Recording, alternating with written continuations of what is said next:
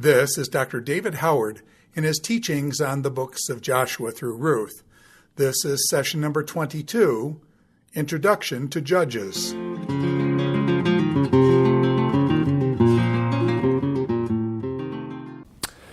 Greetings, Dr. David Howard here, and in this segment we'll be introducing the book of Judges. So the next lectures, if you're following through watching lectures, this is now the beginning of a new book, following the book of Joshua, of course. It is the second book in what in the Hebrew canon is called the former prophets, Joshua being the first. In informal nomenclature among Christians, often these are called the historical books, which again is maybe a little bit misleading in that there is, I would say, also accurate history being recorded in Genesis and Exodus and Numbers. These books continue in that thread. Accompanying the videos, there should be a resource for you that will be my outline of the book of Judges, and you'll have it available to you. If you want to have that out as we go through, that will probably be helpful. You will notice that I've constructed the outline around the idea of Israel's apostasy, Israel's abandonment of God, and that seems to be a theme running through the entire book, sadly. So whereas the book of Joshua is very positive in terms of the things that are happening, what God is doing for his people, how they are responding and obeying for the most part, how it's the fulfillment of so many promises, and it's the first time they're securely living as a nation in the land. Most of the Canaanites appear to have been driven out. In the book of Judges, we find the underside, the dark underbelly of that kind of story, because it turns out many of the Canaanites had not been driven out, and they are causing trouble for the Israelites, and the Israelites seem to be willingly led astray by their interactions with the Canaanite neighbors. And there's a repeated cycle in this book of sin and servitude, and then God delivering them with the next judge. But it just is a repeated cycle, and it's a cycle that really kind of seems to go not just straight across, but downhill. So we'll talk about that over and over again as we go through the book. So let's begin by just thinking about the title of the book. In our Bibles it's called Judges, and it just translates the Hebrew term behind that, Shophatim, which means judges. And basically it's the book about 12 judges through Israel from chapters 3 to chapter 16 over a period of several hundred years. In terms of the authorship of the book, we don't really know. The book does not claim authorship anywhere, and there's no other place in Scripture that talks about authors of Judges. So as I've said in the connection with the book of Joshua, really all of the historical books from Joshua down to Esther in the Protestant canon, all of those books are anonymous. And so late rabbinical tradition assigned to Samuel the authorship of Judges, and that's certainly possible. He was the final judge early in the book of First Samuel, but there's no evidence for that in the Bible itself. So we'll just basically leave that question up in the air about authorship. In terms of the date of the writing of the book, again, we don't really know that. Certainly it was written after the final events of the period, and that would be about 1050 BC. It's right before the rise of kingship under the first king in 1 Samuel, Saul, and right before David's ascent as king in 1 Samuel. Saul became king around 1050 BC, David around 1010 BC, and these events are taking place before that. In terms of that's the date of the events. So the writing would have been after those events at some point, but we don't know how soon afterwards. There's a reference in chapter 18, in verse 30, to the day of the captivity of the land. And that's almost certainly a reference to the Babylonian captivity, the exile of the people to Babylon. And so that little statement seems to be then written hundreds of years later. Whether the entire book was written at that time or whether that's added to make something else more clear at that point in the book, we're not really sure. But we certainly have to say that it's composed, that at least part of the book is composed much later. There is another reference in chapter 1, verse 21, to the Jebusites, namely the inhabitants of what became known as Jerusalem, that the Jebusites were living in Jerusalem to this day. And we find in 1 Samuel that David liberated Jebus. He captured Jebus, made it into his own city, the city of David, called Jerusalem. The year of that would have been around 1003 BC, the 7th year of David's reign. And after David captured Jerusalem, pretty much the Jebusites were dispersed and did not figure that much. So a reference to the Jebusites living there till this day, seems like that part of the book would have been written before David captured the city. So there's these different kind of indicators in the book as to the time of writing, and maybe the book was a collection of different things. We have the stories, the records of 12 different judges judging, and maybe there were these disparate collected parts.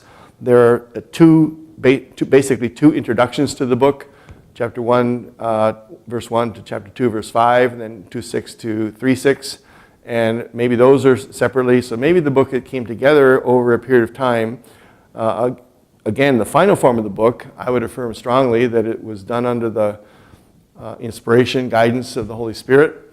But it may have been done not all at one time, in different times. So ultimately, we have no real clear indication as the date of the writing. In terms of the unity of the book, I think what I just said is probably something we need to remember.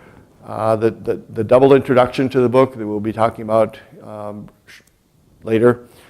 Then the core of the book with the period of the judges, the description of the 12 judges from chapter 3, verse 7 to chapter 16, verse 31, the end of the book.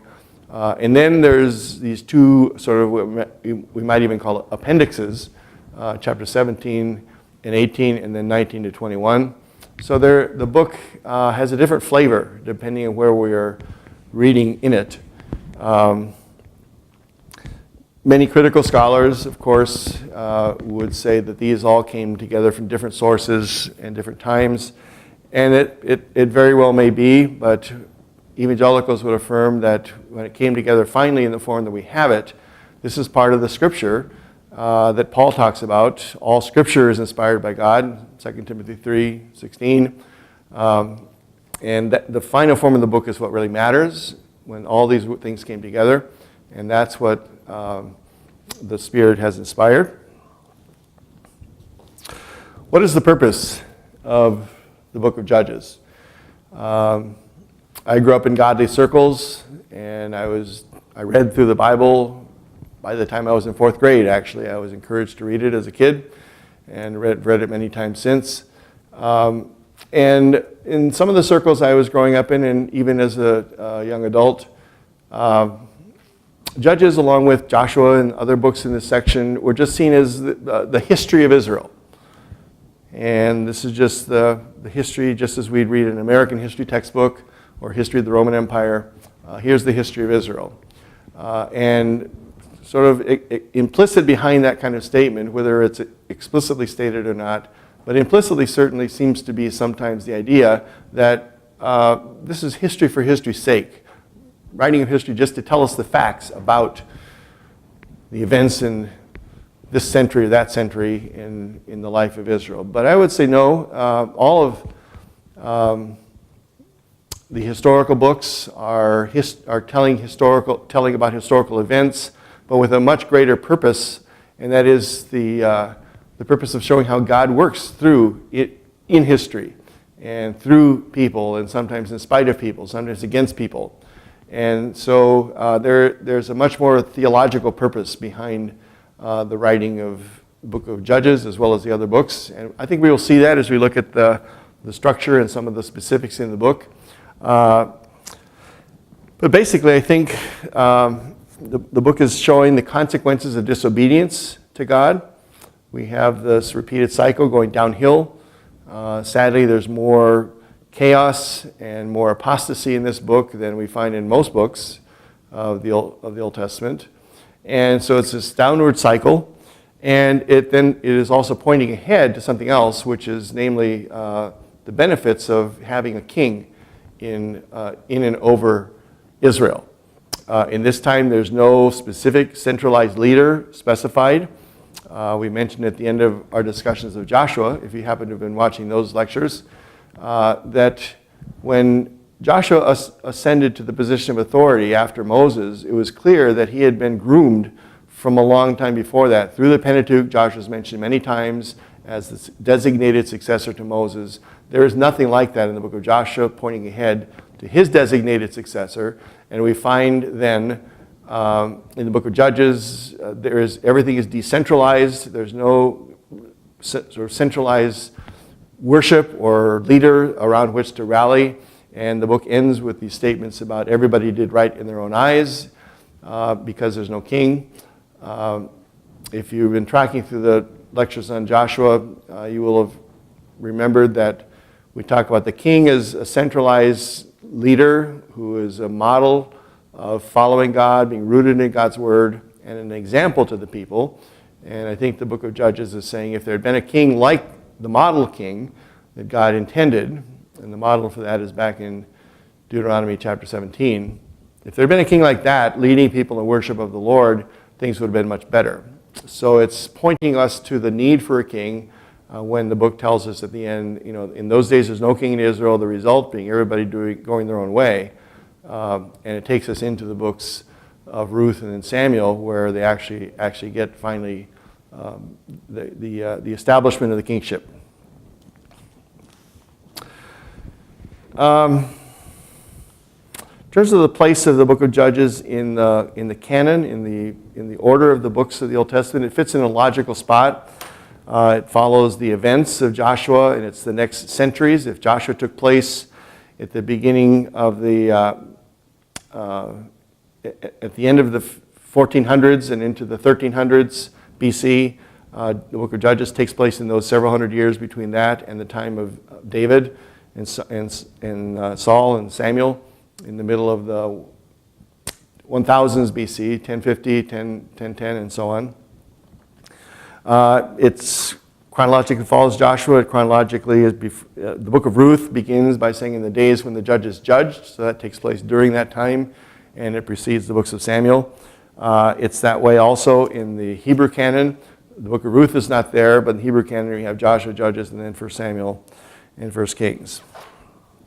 In terms of the dates of the events, we talked about the date of the composition, but the date of the events, I will refer you to a larger discussion in the introduction to the book of Joshua about these are tied in with when we think that the Exodus happened from Egypt.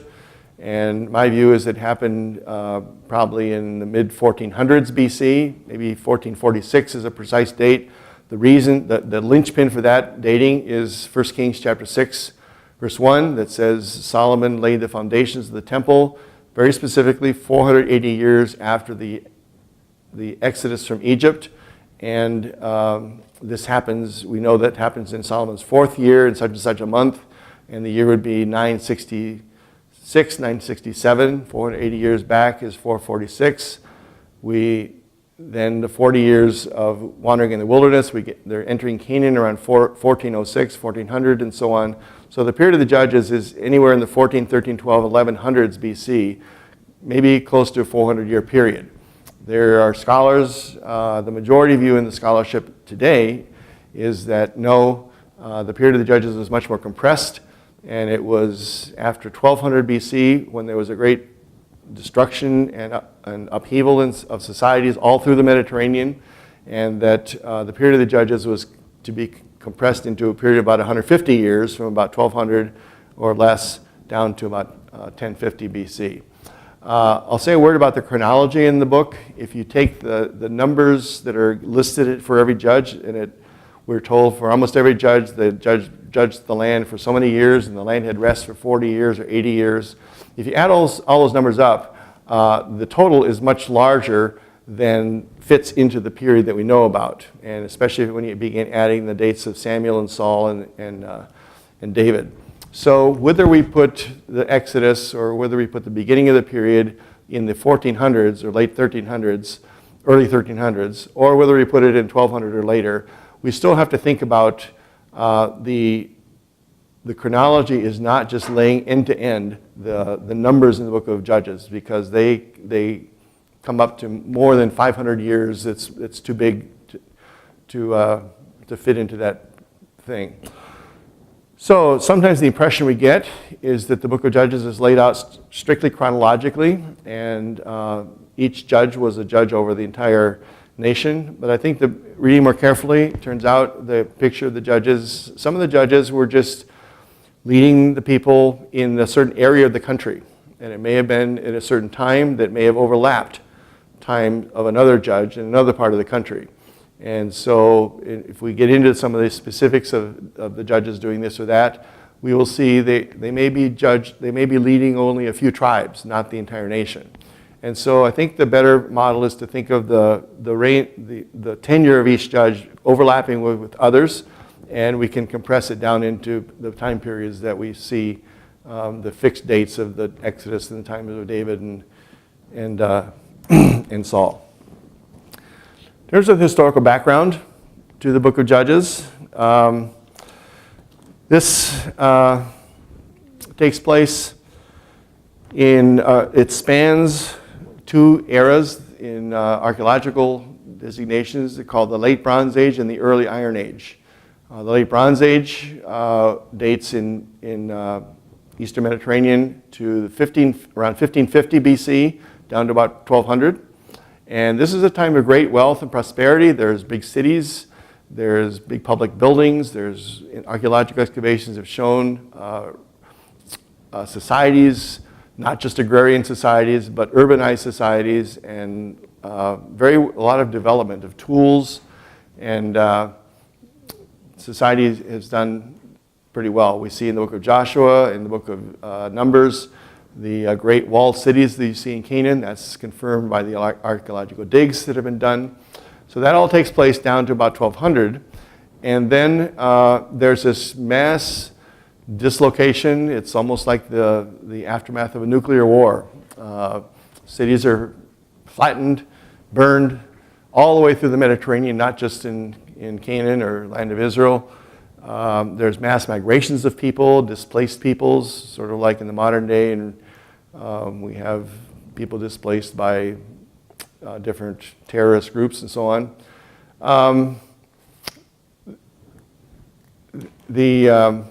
There's in the Egyptian text, there's a group of opponents of the Egyptians called the land and sea peoples, and they were migrating from appears to be the Aegean area, and they came in, were fierce warriors, and overwhelmed people through the Eastern Mediterranean.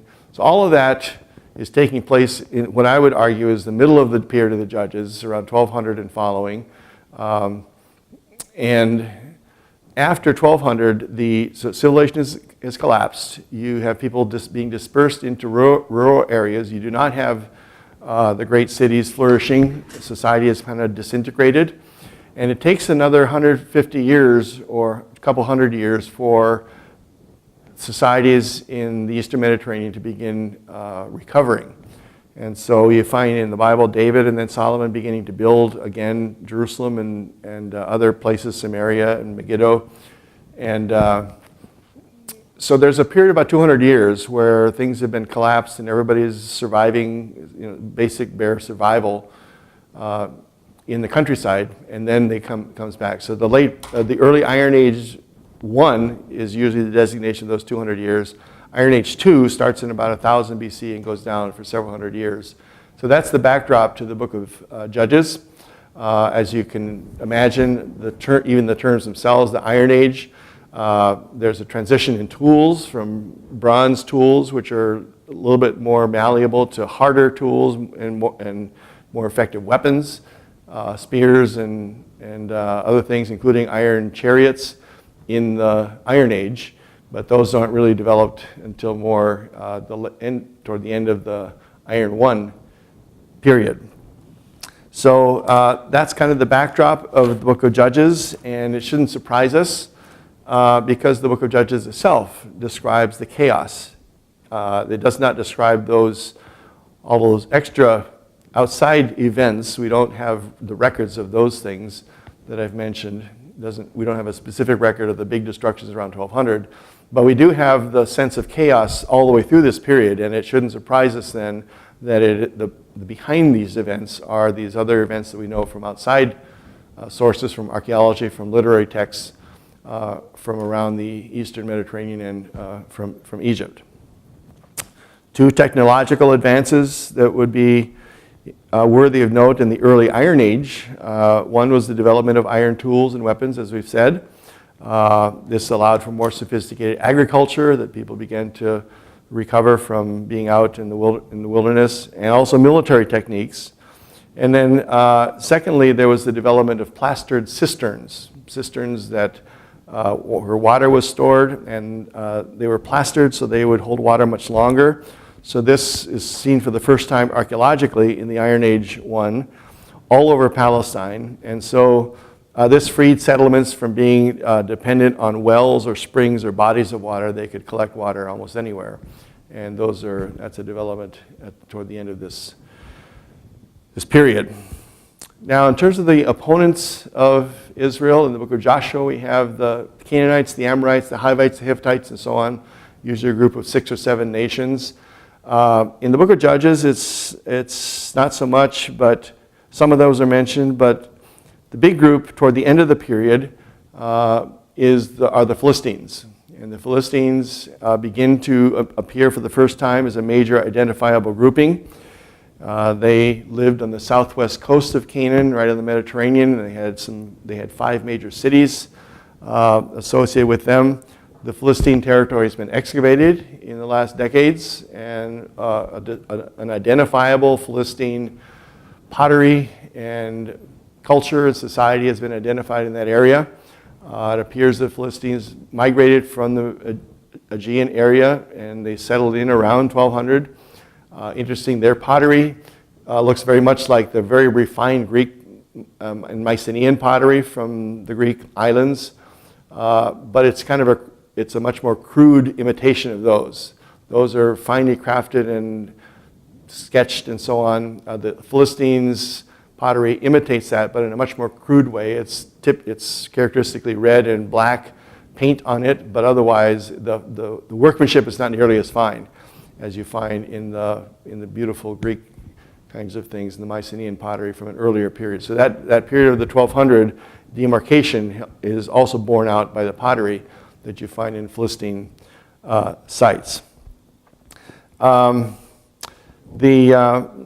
Samson was the major judge who opposed the Philistines, of course, and also Jephthah, but Samson was the major one there. The Bible pictures the Philistines as a rather coarse people, describes them more than once as uncircumcised.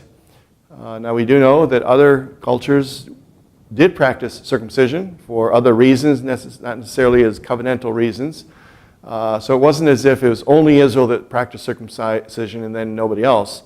But the Philistines were set out and apart by being identified as ones who were uncircumcised. And the stereotype from the modern day is often that they really were a coarse and backward people. But recent discoveries in the Philistine territories have shown that they were much more developed than has been previously thought. And they had their own god named Dagon, or Dagon. They were organized in a confederation of some type under 5 lords or chiefs in these 5 major cities. And this distinctive Philistine pottery has been mentioned. There's no Philistine texts that have survived that we know of. But they pretty much, after they arrived around 1200 and following, they flourished for a time, but it seems like they kind of dissipated and were assimilated into the other Canaanite cultures. And so we don't see an identifiable Philistine culture flourishing for centuries after this. It's only for a time in the early Iron Age.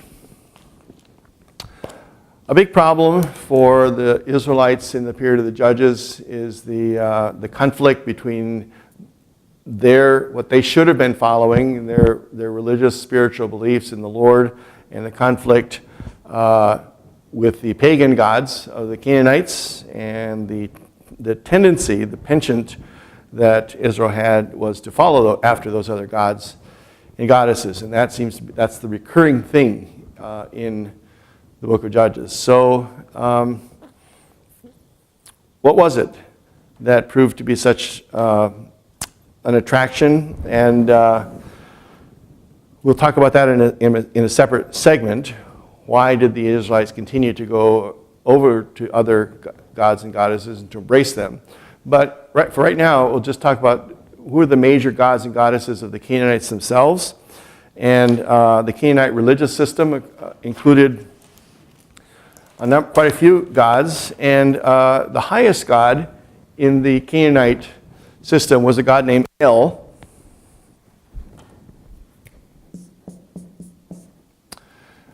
This term in Semitic languages, and including Hebrew, means God or God. Sometimes that term is used in the Bible as a short form of the larger word for the Hebrew word for God is Elohim. Sometimes it's just El, referring to the true God in the Bible. But in the Canaanite pantheon, this did not refer to the true God. It referred to the head of the Canaanite pantheon, and he was kind of a detached, elderly statesman figure. One of my professors in my doctoral work had a lecture called The Old Man with a White Beard. And this is his lecture on El. And he said that the pictures we have in Renaissance paintings in the church of God as this figure go back to El. Whether that's true or not, I'm not sure I buy that. But El was a good God, beneficent God. He kind of appeared detached from all the things happening in and around him, according to the Canaanite mythologies. But he didn't have the real power. The real powerful and, in a sense, the de facto high god for the Canaanites was his son, Baal. So Baal was really the god that we see in the Bible as the main god of the Canaanites. Actually, El had a wife named Asherah, and we see that term in the Bible, usually pronounce it as Asherah. In the Bible, we know about her mainly from the poles, almost like the totem poles in American Indian, Native American kind of cultures. The Asherah poles that people erected in her honor or for her. So that's the wife of El, the mother of Baal. Baal had a wife, Astarte, or Ashtaroth, or Ashtoreth, different ways of spelling it. So you see the whole system of gods and goddesses. There were many of them. There were both male and female gods and goddesses. Baal had a sister.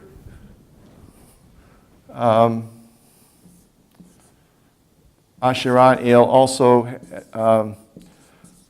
had a daughter named Anat, and Anat was Baal's sister. She was a rather fearsome goddess. She was a warrior, and she fought against the enemies of Baal, and sometimes when Baal was incapacitated or even considered to be dead, she was the one that demolished his enemies, and he was able to rise again from the dead. Baal had enemies. We'll go over here. One Canaanite god was named Mot, and The meaning of his name is death. Another god is Yam. And the meaning of that name is sea. So Yam was the god of the sea, kind of a great sea monster. Mot was the god of the underworld and the dead. And they had conflicts with Baal. And there was this mythology that we find in the Canaanite text talking about this, where Baal is killed by his enemies and he dies. And then Anat comes along and chops them all up. And when they are chopped up, then Baal is able to rise again from the dead. And remember, we've said in other contexts, Baal is seen as the god of the storm. He is the rider of the clouds. He is the one that sends the storm. He is the one that sends the lightning, but he sends the rain. And the rain is what waters the earth and makes the earth fertile. So this cycle of Baal dying and then rising again is tied to the agricultural cycles of the year. When Baal dies, it's the time of the winter, when the crops don't grow. When he rises again from the dead, it's when springtime comes and the crops begin to grow and so on. Let me just make a parenthetical statement here. You may have come across somewhere along the line in your reading or in places called some television specials in America, History Channel or Discovery Channel, things kind of putting the Bible in the context of putting the biblical story of Jesus as the God, as God himself who has died and then raised again, putting that in the context of stories like this. And there are other stories in other cultures where there is the idea of the dying and rising God. You'll see there's a strand of scholarship that likes to place the Christian story of who Jesus is in the context of these dying and rising God stories, saying basically the New Testament story is just the same as the Baal stories and other stories. It's really no different. But a critical difference, I would say, is that we don't find in the Bible anywhere any hint of Jesus dying and rising multiple times, whereas in these kind of agricultural settings, it's the gods die and rise every year. And so that's a whole different thing. It's really an invalid comparison, but you will come across that in some readings if you read widely enough, or teachings you might get in school, unfortunately. Let me give a background to how we know about these stories. In the Bible, we just basically know about Baal as the god of the Canaanites, and he's opposed to the God of Israel. He's the one that people served in the days of Ahab the king many years later. His wife was a Canaanite princess, and she brings with her the worship of Baal. Ahab, for the first time, establishes, in a sense, official state religion of Baalism. Before that, people had worshipped Baal in an ad hoc fashion, but now under Ahab, this is brought in a more formal way. Asherah is really mainly known by the poles that we know. So we don't know the stories of these relationships that I've just sketched out here. So how is it that we know that? Well, we know that because of an archaeological discovery that was made in 1929.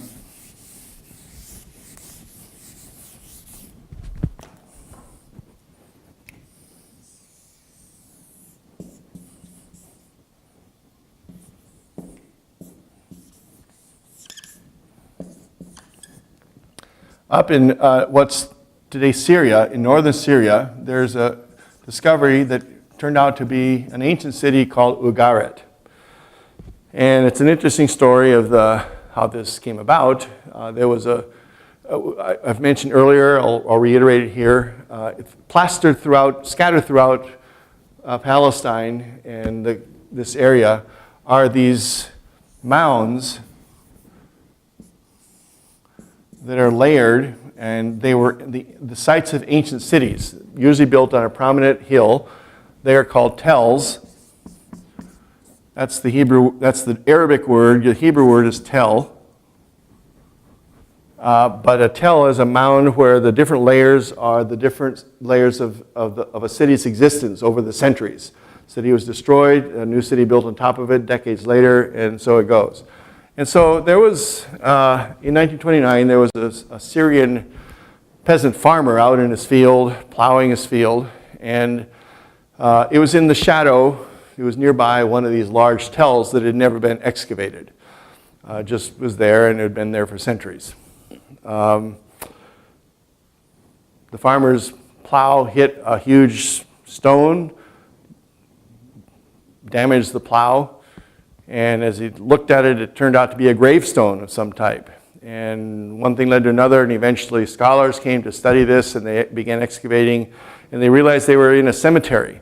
And it turned out to be the cemetery nearby of the city that had been established here at this tell. So archaeological expeditions were assembled to come and excavate that.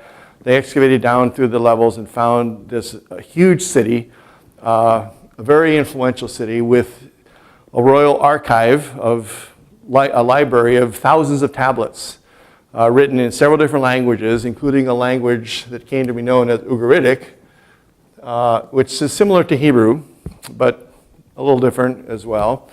And these texts show that Ugarit was a major center of cosmopolitan trade between the east and the west into Asia Minor,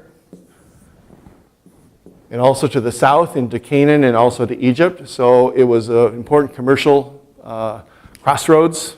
And it also had dozens of texts that tell the story of the religious beliefs of the Canaanites.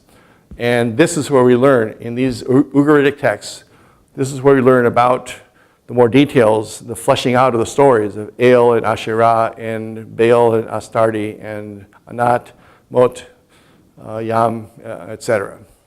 So you can find the translations of these texts in books, undoubtedly, places on the internet as well, if you want to read the actual stories. They make for good, interesting reading. There are lots of violent clashes between the gods and goddesses, and they're petty, they're jealous, they're rivalries, and so on. But that's the backdrop to what we see in the book of Judges. So we'll come back to the book of Judges now. And I want to talk about some of the major themes that we can see in the book. And my overarching theme, as I see it, is the idea of Israel's apostasy. It's such a different flavor in this book than you have in Judges or so many other books. It's just almost relentlessly negative about the people turning away from God. But the apostasy is the tool by which the author of the book wants to tell the story that the way out of this apostasy is that Israel should have a godly king. And so this book takes us downhill from the ending of the book of Joshua into moral morass throughout the book, and it gets worse and worse as we go through the book. But it ends with this look toward a time when there would be a godly king that would be leading people out of that. So this is a transitional book between the time of Joshua and the time of Samuel and David and others. It's really a book that lays the foundation for the establishment of the monarchy in Israel. In a separate segment, I've spoken about the covenants, the Abrahamic covenant leading to the Davidic covenant, and the thread of kingship through those, and that would serve as the backdrop to this book of Judges as well. So we'd want to make sure you watch that segment. That's a self-contained segment of videos, and where I point out that the idea of kingship is God's idea from the very beginning, from the beginning of Genesis and through Deuteronomy into Joshua and Judges and Samuel and so on. And so the idea of a king was not a bad thing. It was something that the biblical authors pointed out, that God's intent that there should be a king at some point. But it was a different kind of a king than usually seen in the ancient Near East, and we'll see a couple examples of that in this book of Judges as well. So that would be the overarching theme, the apostasy and the way out leading toward a godly king. Now, some themes below that. Certainly a major theme in the book of Judges is the land. In Joshua is the inheritance of the land, in fulfillment of God's promises. In the book of Judges, the focus remains in focus, but the issue is more, why is Israel not able to fully possess the land? We have those hints at the end of the book of Joshua, but they're not developed. Now in the book of Judges, especially in the first chapter, it tells us why it was that they weren't able to hold the land, and it was because of Israel's disobedience. And so the concern for the land in Judges ties in with another theme of Joshua, which is the idea of the purity of worship. And if they had driven out the Canaanites as they're supposed to, their religion, their faith could have grown in the pristine soil, uncontaminated by anyone else around. And yet in the book of Judges we see the precise opposite. They were contaminated, they did not drive out the people, and there were tragic results because of that. A second theme I would see, we talk about the apostasy, but then the flip side is God's faithfulness. So over and over again, Israel's apostasy is seen as the cause of the threats. We see that in the introductions, chapters 1 and 2. We say it over and over again when the next judge, it says Israel turned away, and God allowed them to go into the hands of whatever the next enemy was. But in every case, whenever the people cried out to God, God was faithful, raised up the next judge to deliver the people. So God really, in a sense, emerges as the hero of the book. He acted on Israel's behalf in spite of its faithless character, and sadly, most of the judges themselves embodied this apostasy. The judges were not, for the most part, great paragons of virtue. Now we have some shining examples that are counter to that, but sometimes it feels like the judges themselves, the individual judges themselves, are as much a part of the problem as they were part of the solution. And so there's a mixed bag, I think, that we can see in the persons of the judges. Probably two of the most famous of the judges are Gideon and Samson. And Gideon starts out very well. At the beginning, he is doing just the right things, but eventually he undercuts his own tenure as a leader because he makes an ephod and becomes a snare to him and his family. Samson is a great force for delivering militarily from the Philistines, but his own moral life is a far thing from a virtuous thing, and we'll look at that when we get to the life of Samson. While we're here, I think this is the place to talk about it. The New Testament mentions several of the judges. In the book of Hebrews, we have a famous passage that most of you know about. It's the Hebrews chapter 11 that has the hall of faith, so to speak, the list of the heroes of the faith. And it mentions Rahab the prostitute in verse 31. Talked about her in the lectures on the book of Joshua. But then it mentions in verse 32 four of the judges in the book of Judges. And so the author of Hebrews says, Hebrews 11, verse 32, "And what more shall I say?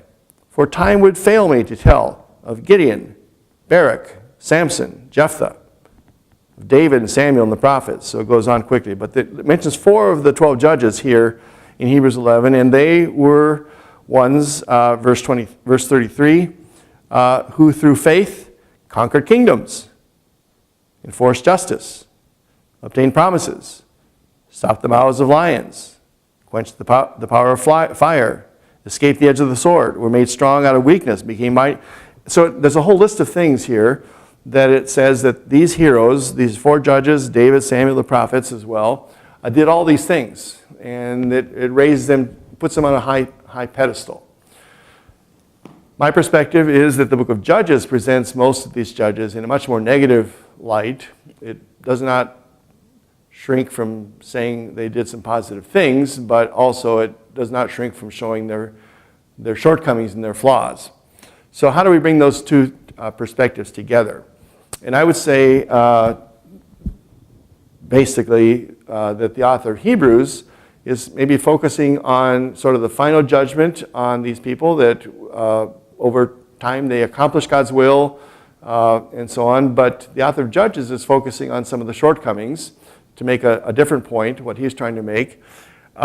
David, of course, it's not just the judges, but David himself was a spectacular failure in the matter of Bathsheba and her husband Uriah.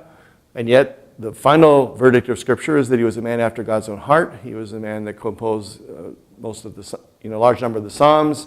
And so there's a positive verdict on David, even in spite of some of the flaws.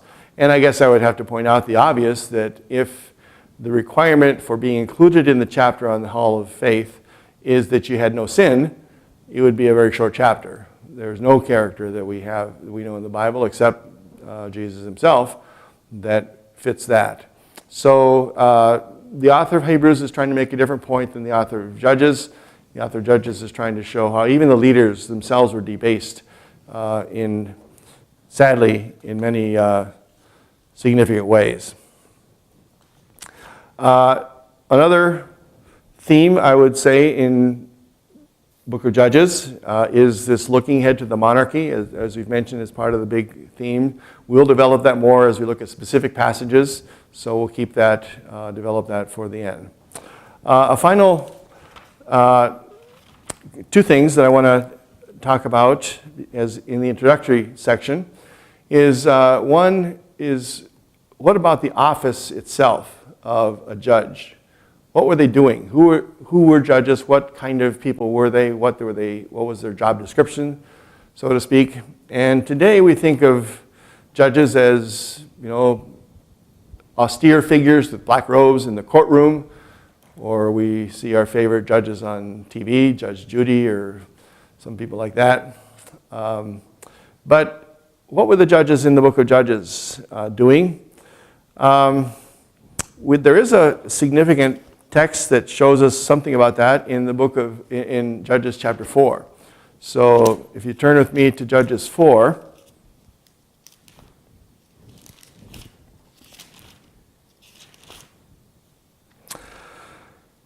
this is the chapter that tells about Deborah and Barak.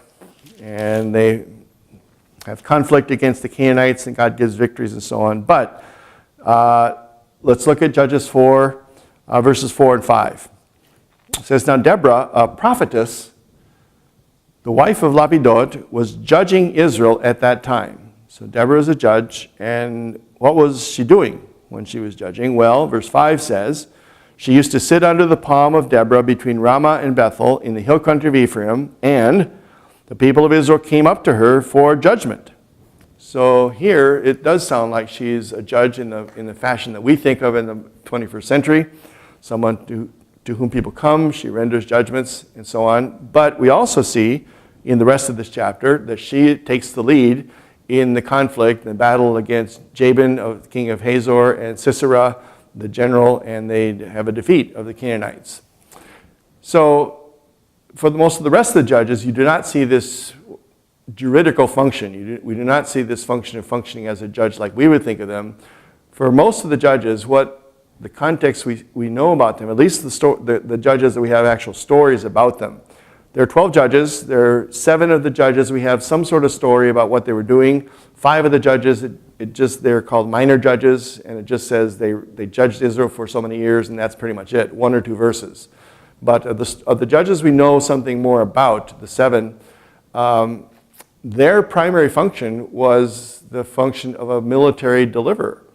There is this cycle that we've mentioned in passing already, where Israel fell into sin, turned away from God. God, in his wrath, gave them over into the hands of some enemy. They were oppressed, they were subjected for some time. They cried out to God for deliverance. God raised up the next judge. The judge delivered them. And then the land had rest for 40 years, 80 years, or whatever, and then the cycle begins again. But at the core of who the judges were military deliverers or saviors. See that with Samson, certainly. We see that with Gideon most of the other major judges. So when you think of the book of Judges, the first thing you should think of is not the idea of someone in a courtroom with a gavel or sitting under the palm tree coming to decisions. It's more of a military deliverer that are to lead the people. Finally, I want to talk about the introduction to the book.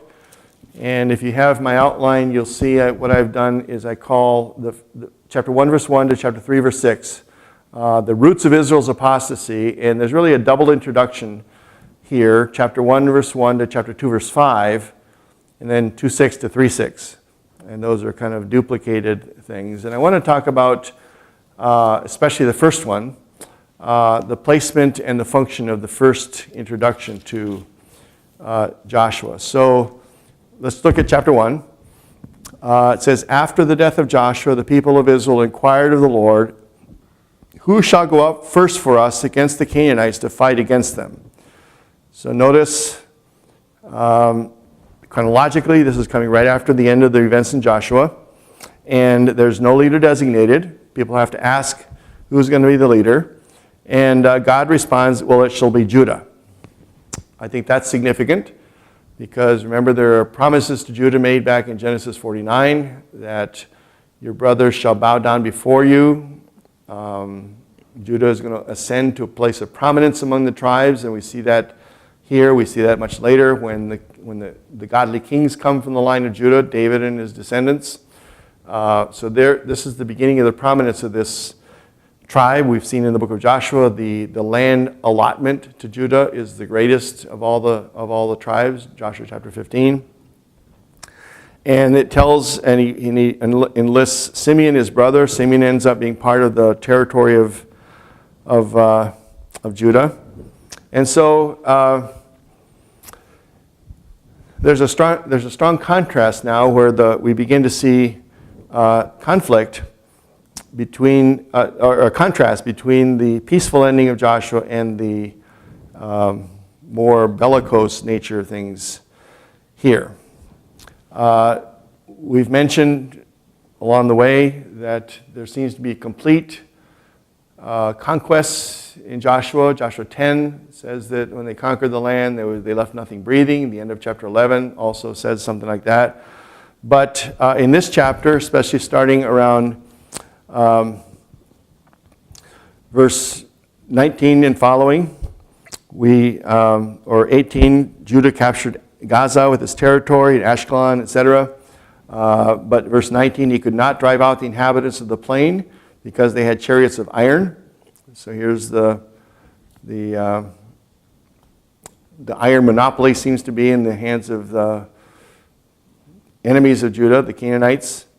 Verse 21, the people of Benjamin did not drive out the Jebusites who lived in Jerusalem. So it goes. And so there's this incomplete feeling of conquest here, whereas it's more complete there. But if we read carefully in Joshua, of course, there are similar references to that.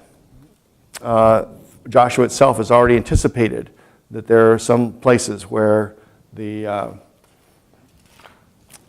conquest is not actually complete. So finally, I want to look at Judges chapter 2, the next section, the first part of the second introduction, which is chapter 2, verses 6 to 10. So let's read chapter 1, verse 1 again. After the death of Joshua, the people of Israel inquired of the Lord, etc.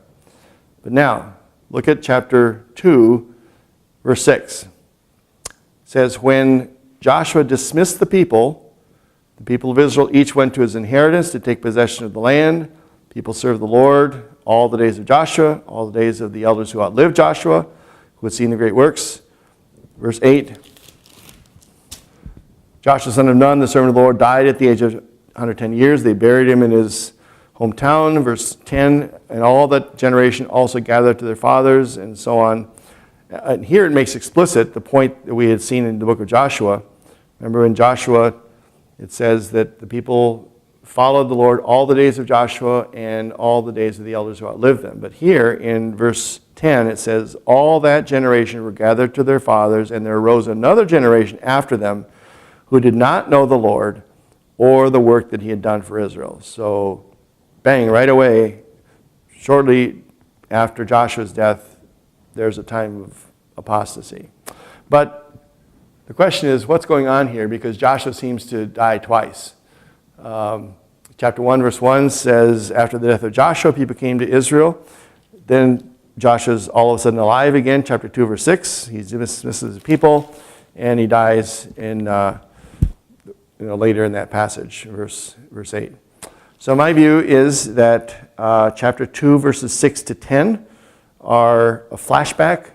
They're basically an excerpt. It's almost a cut and paste from Joshua chapter 24, the death notice of Joshua. And it's sort of, the author of the book of Judges is putting it here to say, let's remember the ending of that and how that forms the basis for what's going on here. So it's not, Joshua doesn't die twice, and many critical scholars, of course, have said, well, this is another example of the contradictions in the Bible, but it seems to me it's an intentionally placed thing here to set the stage for what's coming up in the next part of the book. And it's basically just a little flashback to help us to see that. So this will conclude the introduction to the book of Judges, and we will then, in the next lectures, launch into the book itself.